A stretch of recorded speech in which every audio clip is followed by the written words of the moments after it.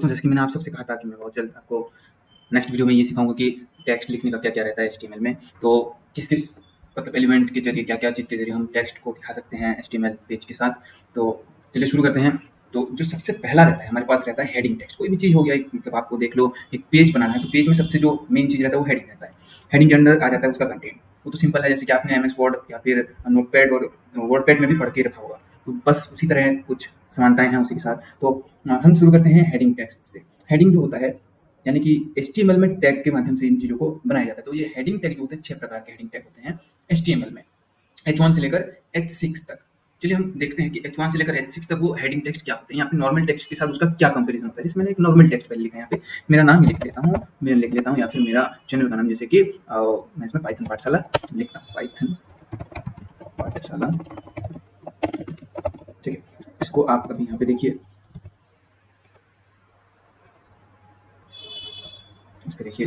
तो ये normal text है जिसको आप देख सकते हैं कि किस तरह है नॉर्मल टेक्स्ट। लेकिन अगर बात हो अपने हेडिंग टेक्स्ट की, जिसमें कि आप H1 से लेकर H6 तक होता है, मैं कह रहा हूँ उसमें आप कुछ लिखते हो, जैसे कि इसी को हमने कॉपी कर लिया और H1 में लिखा, हेडिंग 1 में लिखा, तो ये कुछ और होता है। यानी कि हेडिंग 1 हमारा सबसे बड़ा है।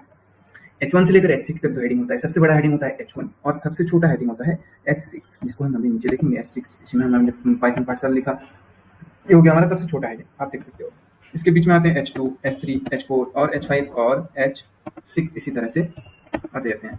H3, H4 इसके अंदर पेस्ट किया और H5 और आखिरी वाला तो हमने ऑलरेडी बना के रखा है। तो ये देखिए यहाँ से शुरू होता है H1, H2, H3, H4, H5, H6, heading 1, heading 2, heading 3, heading 4, heading 5, heading 6 और ये नॉर्मल टेक्स्ट। उसके बाद और कुछ होते हैं, जैसे कि हम इसी पे लिख सकते हैं पैराग्राफ के लिए, पी टैग में हम लिख सकते हैं कुछ भी, जैसे कि पैराग्राफ के लिए कुछ लिखो, पैराग्राफ बना, ये भी नॉर्मल टेक्स्ट ही रहता है।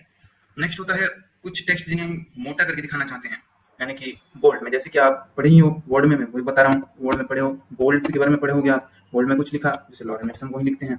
ठीक उसी तरह आपने अंडरलाइन के बारे में पढ़ा होगा, यू, इसके लिए यू टैग होता है, यू टैग में हमने लिखा कुछ पाइथन पाठशाला, तो इसमें आ गया अंडरलाइन, देखिए। नेक्स्ट और एक चीज़ होता है, यू के बाद होता है आई, क्लिक के लिए आई यूज़ करते हैं, यह हो गया अपना।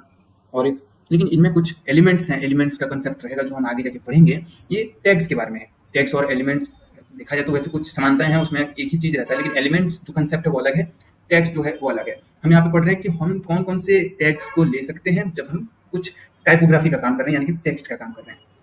तो देखते हैं नेक्स्ट।